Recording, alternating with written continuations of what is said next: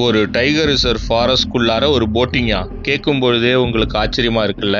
எனக்கும் அதே ஆச்சரியத்தோடு தான் நான் போன இடம் கர்நாடகாவில் உள்ள பத்ரா டைகர் ரிசர்வ்குள்ளார இருக்கக்கூடிய அந்த பத்ரா நதிக்கரையோரம் நாம் ஒரு போட்டிங் சஃபாரி போகிறோம். அப்படி போட்டிங் போகும்பொழுது நிறைய வனவிலங்குகளை பார்க்க முடியும். பர்டிகுலராக சொல்லணும்னா பார்ப்பதற்கு அரிதான கருஞ்சிருத்தை இங்கே பார்க்க முடியும் அப்படின்னாங்க. சமீப காலமாக இந்த கருஞ்சிருத்தை இங்கே வந்து தண்ணி குடிக்கிறது ரொம்ப வைரல் ஆகிட்டு இருக்கு. நாமளும் அந்த மாதிரி ஒரு எண்ணத்தோட அதை பார்க்கணுங்கிற ஒரு ஆவலோடு தான் இங்கே நம்ம வந்திருக்கோம். நல்லா நேற்று ஒரு கில் ஒன்று பண்ணி அங்கேயே சாப்பிட்டுட்டு அங்கேயே இருக்குது.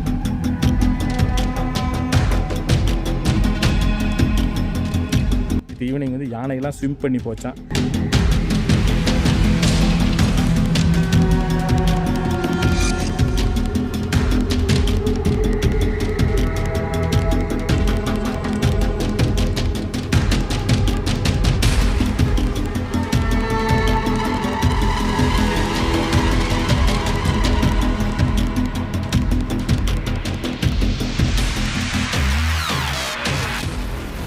Hi friends, good afternoon. இன்றைக்கி நம்ம பத்ரா வைல்ட் லைஃப் சாங்சுரியில் டே 2ல் இருக்கோம்.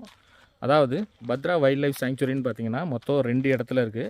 அதாவது 2 இடம் மீன்ஸ் கர்நாடகா ஸ்டேட்டில் 2 டிஸ்ட்ரிக்ட் வந்து இந்த பத்ரா வைல்ட் லைஃப் சாங்சுரி வந்து ஷேர் பண்ணுது. ஒன்று வந்து சிக்மங்களூர் டிஸ்ட்ரிக்ட்லேயும் இன்னொன்று வந்து ஷிமோகா டிஸ்ட்ரிக்ட்லேயும் இருக்குது. சிக்மங்களூர் டிஸ்ட்ரிக்டில் உள்ளது முத்தோடி கேட்டுன்னும் ஷிமோகா டிஸ்ட்ரிக்டில் உள்ளது லக்கவள்ளி அப்படிங்கிற ஒரு கேட்டும் 2 இடத்துல வந்து சஃபாரி ரன் பண்ணுறாங்க. லக்கவள்ளி கேட்டில் பார்த்தீங்கன்னா jeep safari, bus safari, boat safari 3 ஆப்ஷனும் இருக்குது. நாம் ஏற்கனவே jeep safari 2 safari evening and morning safari முடிச்சிட்டோம். நேற்று ஈவினிங் சஃபாரி வந்து நமக்கு ஷாக்கிங் கொடுக்குற மாதிரி நம்மளுடைய ட்ரீம் அனிமலான பிளாக் பேந்தரை பார்த்தோம், கருஞ்சிருத்தையும் பார்த்தோம், நார்மல் சிறுத்தையும் பார்த்தோம். இன்றைக்கி மார்னிங் வந்து பெரிய லெவலில் நமக்கு சைட் ஆகலை, ஒரே ஒரு டஸ்கர் மட்டும் தான் பார்த்தோம். திரும்ப இப்போ ஈவினிங் வந்து போட் சஃபாரி வந்து நம்ம வந்திருக்கோம். ஸோ போட் சஃபாரி போகிறதுக்காக வெயிட் பண்ணிகிட்ருக்கோம். 4:30 to 6 சைட்டிங் பெட்டராக இருக்கும்னாங்க. அதாவது எப்படின்னா இந்த பிளாக் பேந்தர் வந்து சம்டைம் வந்து ரிவர் சைடு இருக்கும், இந்த பேக் வாட்டரில் இருந்தது அப்படின்னா நமக்கு சைட்டிங்ஸ் கிடைக்கலாம். ஆனால் அது வேறு ஏரியாவுக்கு வந்திருக்கிறதுனால நேற்று ஒரு கில் ஒன்று பண்ணி அங்கேயே சாப்பிட்டுட்டு அங்கேயே இருக்குது. அதனால் அந்த ஒரே ஒரு பிளாக் பேந்தர் தான் சைட்டிங் ஆகிட்டுருக்கு. அதனால் திரும்ப வருமா என்னங்கிறது நமக்கு தெரியவில்லை. இன்றைக்கி ஈவினிங் சைட்டிங்காக போகிறோம். ரொம்ப எதிர்பார்ப்பு. நேற்று ஈவினிங் வந்து யானையெல்லாம் ஸ்விம் பண்ணி போச்சான்.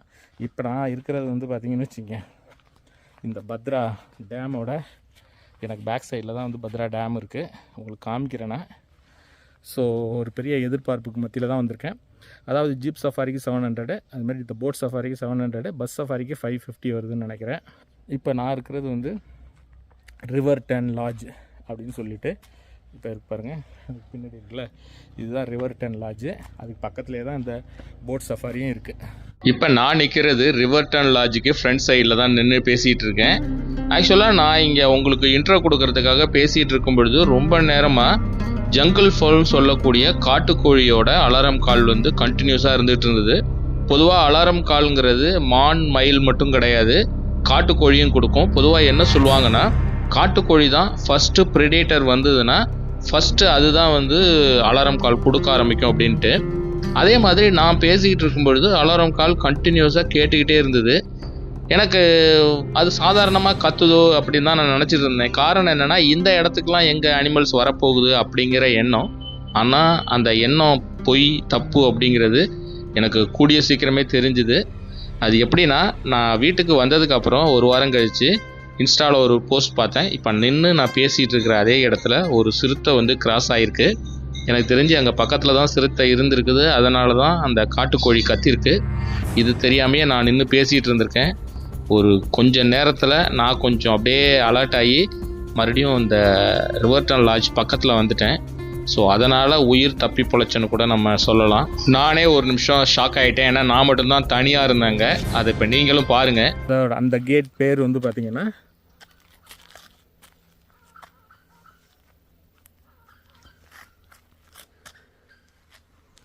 நீங்கள் இப்போ இந்த காணொலியிலே பார்த்துருப்பீங்க.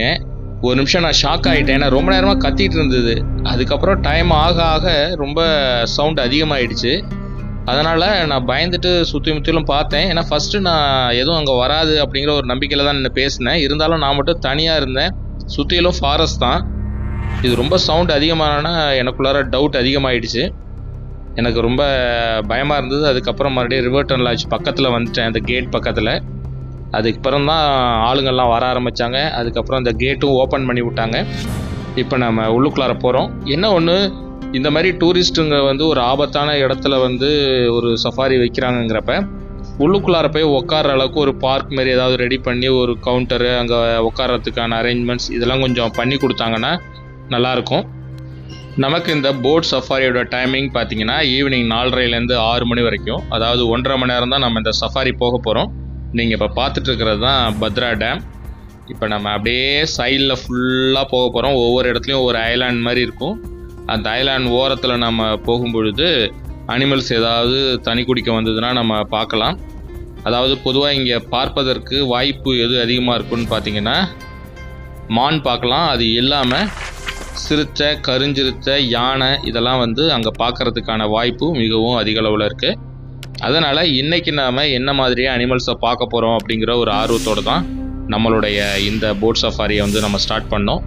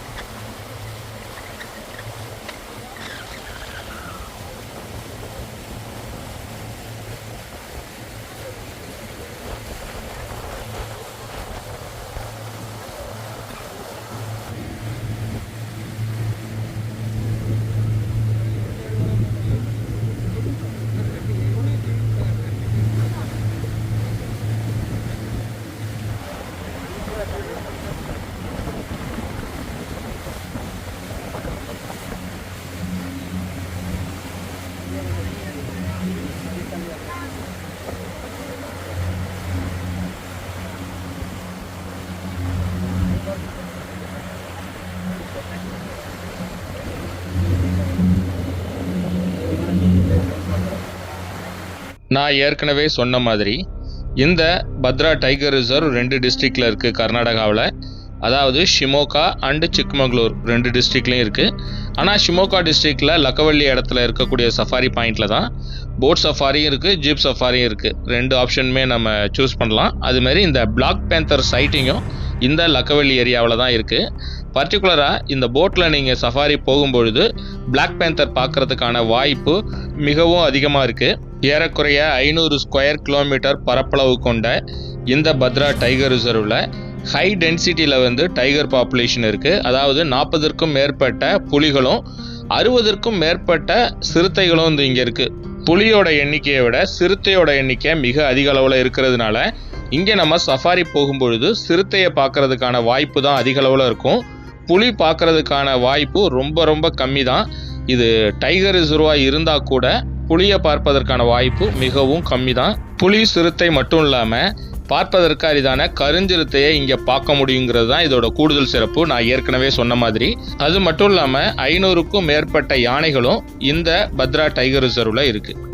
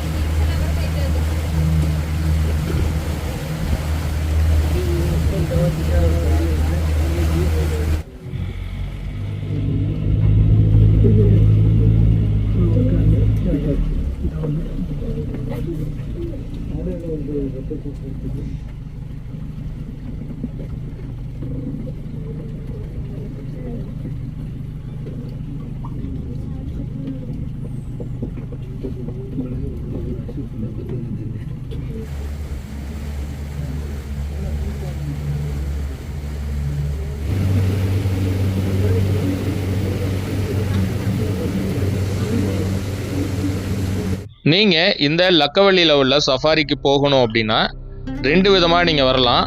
ஒன்று, நீங்கள் பப்ளிக் டிரான்ஸ்போர்ட்டேஷனான பஸ்லேயும் வரலாம், ட்ரெயின்லேயும் வரலாம். அது மட்டும் இல்லாமல் உங்களுடைய ஓன் வெஹிக்கிளில் வரதா இருந்தாலும் வரலாம். நீங்கள் பஸ்ஸில் வரதா இருந்தால் பெங்களூர்லேருந்து ஷிமோகா வந்துட்டு, பெங்களூர் டு ஷிமோகா நிறைய பஸ் இருக்குது. அதுமாதிரி ஷிமோகாலேருந்து தரிக்கேரி பஸ்ஸில் ஏறினீங்க அப்படின்னா லக்கவள்ளியில் வந்து இறங்கிக்கலாம். இல்லை நீங்கள் ட்ரெயினில் வர்றீங்க அப்படின்னா க்ளோசஸ்ட்டு ரயில்வே ஸ்டேஷன் பார்த்தீங்கன்னா தரிக்கரை தான். தரிக்கரை வந்து 20 கிலோமீட்டர் லக்கவள்ளியிலேருந்து. நீங்கள் தரிக்கரை வந்துட்டு அங்கிருந்து ஷிமோகா போகிற பஸ்ஸில் ஏறினீங்கன்னா லக்கவள்ளியில் வந்து இறங்கிக்கலாம். ஸோ இந்த மாதிரி 2 விதமாகவும் நீங்கள் லக்கவள்ளிக்கு வரலாம். லக்கவள்ளி வந்துட்டிங்கன்னா ஸ்டே ஆப்ஷன்னு பார்த்தீங்கன்னா எனக்கு தெரிஞ்சு அங்கே பெரிய லெவலில் தங்குறதுக்கு இடம் இல்லை. இப்போ நம்ம தங்கியிருந்த பத்ரா ஹோம் ஸ்டே போன வீடியோவில் காமிச்சிருப்பேன். அதில் நீங்கள் ஸ்டே பண்ணிக்கலாம் பட்ஜெட்டில் ஸ்டே பண்ணுறதா இருந்தால். அப்படி இல்லைன்னா JLR நடத்தக்கூடிய ரிவர்டன் லாட்ஜில் வந்து நீங்கள் ஸ்டே பண்ணலாம். நான் ஏற்கனவே சொல்லியிருக்கேன் இது ரேட்லாம். இருந்தாலும் இன்னொரு வாட்டி உங்களுக்கு தகவலுக்காக சொல்கிறேன். 7,000 பெர் ஹெட் வரும். அதாவது ட்வின் ஷேரிங் பேசிஸில் ஒரு பர்சனுக்கு வந்து 7,000. இதில் ஒரு ஜீப் சஃபாரி, ஒரு போட் சஃபாரி, 3 வேளை ஃபுட்டு, அதை தவிர ஸ்டே, இது எல்லாமே சேர்ந்து இதில் வந்துடும். சஃபாரி ஸ்டார்ட் ஆனதுலேருந்து இது வரைக்கும் அனிமல்ஸ் எதையும் நம்ம பார்க்கல. ஆனால் தூரத்தில் ஒரு போட்டு நின்றுட்டு இருந்தது. அதை பைனாக்குலர் மூலமா தூரத்தில் நம்ம பார்த்துட்டு அந்த போட் இருக்கிற இடத்துக்கு நம்ம டிரைவர் வந்தார். என்னன்னு பார்த்தா அங்கே 2 யானைகள் வந்து நின்றுட்டு இருந்தது.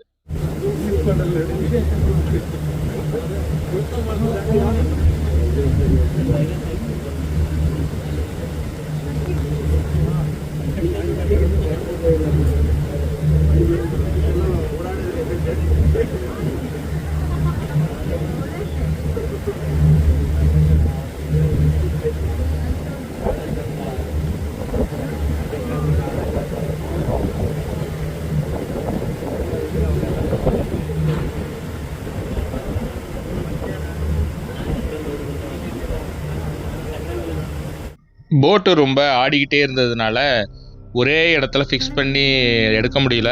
அதனால் கொஞ்சம் ஷேக்கிங் இருக்கும், அட்ஜஸ்ட் பண்ணிக்கிங்க. நாங்கள் வந்துட்டு இருக்கும்பொழுது எதுவும் சைட்டிங் ஆகலை. அதே சமயம் டைமும் ஏறக்குறைய முடிகிற நேரத்துக்கு வந்துட்டதுனால சரி நம்ம ரிட்டன் ஆகிடலான்னு சொல்லி ரிட்டன் ஆகிட்டாங்க. அதுக்கப்புறமா பைனாக்குலரில் பார்க்கும்பொழுது தான் லாங்கில் யானை நிற்கிறத பார்த்துட்டு தான் சொன்னாங்க யானை நிற்கிது அப்படின்ட்டு. அதுக்கப்புறமா தான் வந்தால் பக்கத்தில் 2 டஸ்கர் வந்து நின்றுட்டு இருந்தது.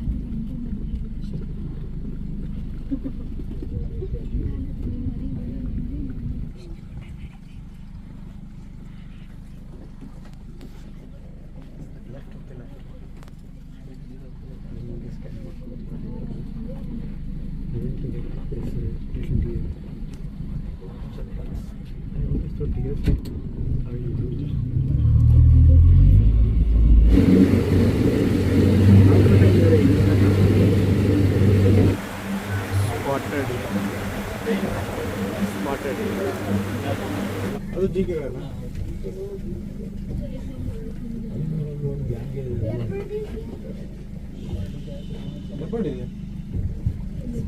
ಜಬಡಿದ ಜಿಂಕೆಯಲ್ಲಿ ಇರುತ್ತೆ ಓಡ್ತಾವೆ ಇಲ್ಲ ಕೆಲಸ ಜೊತೆಗೆ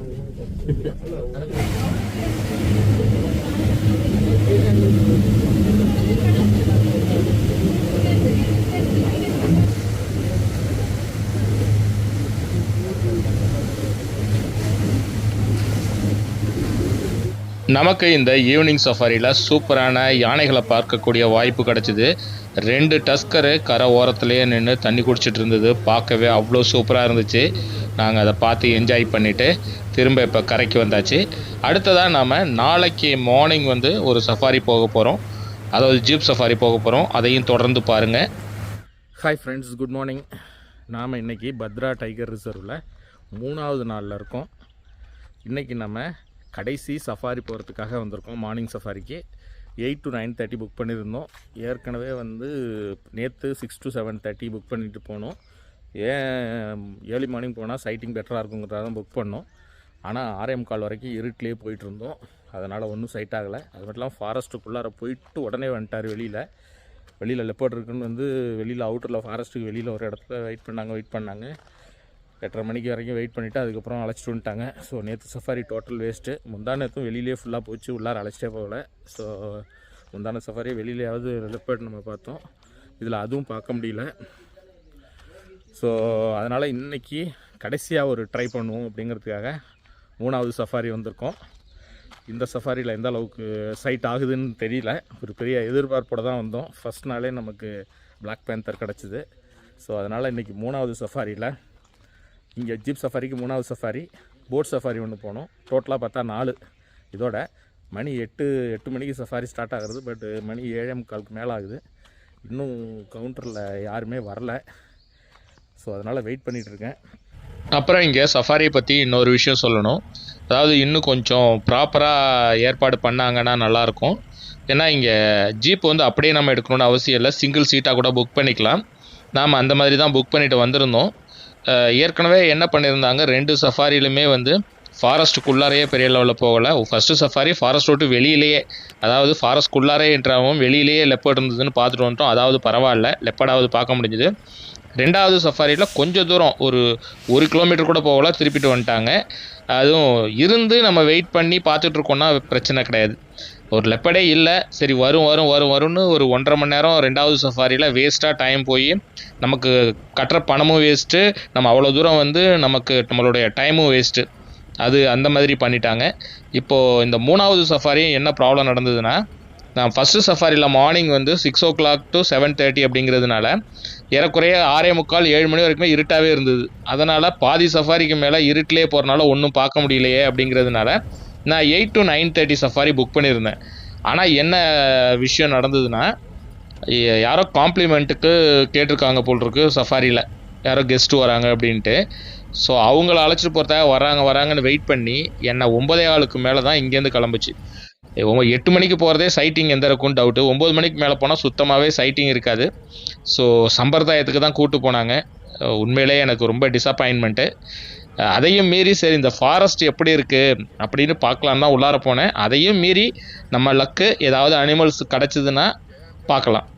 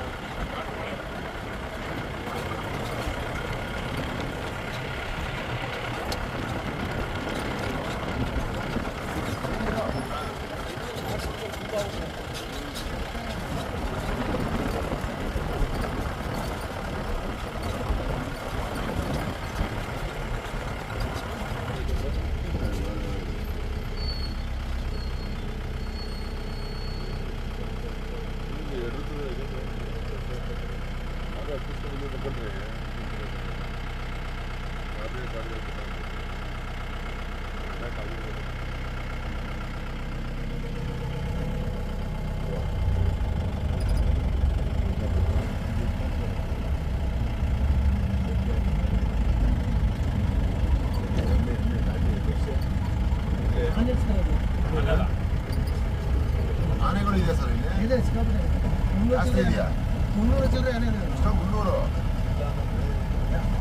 நேற்று நம்ம ஈவினிங் போட் சஃபாரி போனோம் இல்லையா, அந்த ரிவரோட, அதாவது பத்ரா ரிவரோட பேக் வாட்டர் பக்கம் நம்ம வந்தோம்.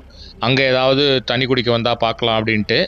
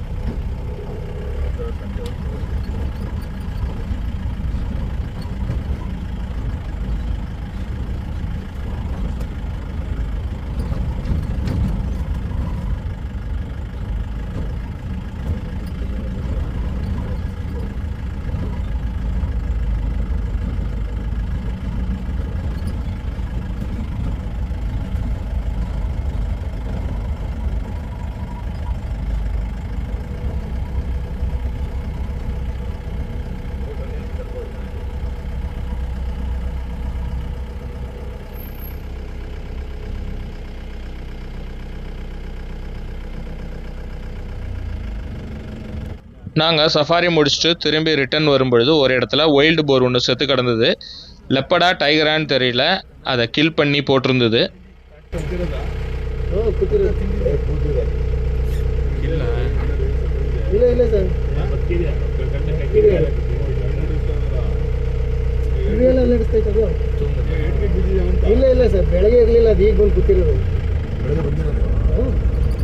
நமக்கு இந்த சஃபாரி பெரிய லெவலில் திருப்தி கொடுக்கலனா கூட நம்ம இந்த காட்டை இது வரைக்கும் ஃபுல்லாக வந்து சுற்றி பார்க்கல. அது இந்த கடைசி சஃபாரி மூலமா பார்த்தது ரொம்ப சந்தோஷம். அது மட்டும் இல்லாமல் இந்த பத்ரா ட்ரிப்பில் நம்ம லைஃப்பில் பார்க்கணுன்னு நினச்சிட்டு இருந்த கருஞ்சிருத்தையை பார்த்த திருப்தியோட இப்போ நம்ம ரிட்டர்ன் ஆகிறோம். இதோட இந்த காணொலியை நிறைவுக்கு வருது. இந்த காணொலி உங்களுக்கு பிடிச்சிருந்ததுன்னா லைக் பண்ணிவிட்டு உங்கள் ஃப்ரெண்ட்ஸுங்களுக்கும் ஷேர் பண்ணுங்கள். நம்ம சேனலை சப்ஸ்கிரைப் பண்ணாமல் பார்க்குறீங்கன்னா மறக்காமல் சப்ஸ்கிரைப் பண்ணுங்கள். அப்போ தான் நம்ம போடக்கூடிய இந்த மாதிரி அட்வென்ச்சரான இன்ட்ரெஸ்டிங்கான கண்டென்ட்டை ரெகுலராக பார்த்து நீங்களும் என்ஜாய் பண்ண முடியும். மீண்டும் அடுத்து ஒரு சூப்பரான வீடியோவில் புது இடத்துல புது கண்டென்ட்டில் உங்களை நான் சந்திக்கிறேன்.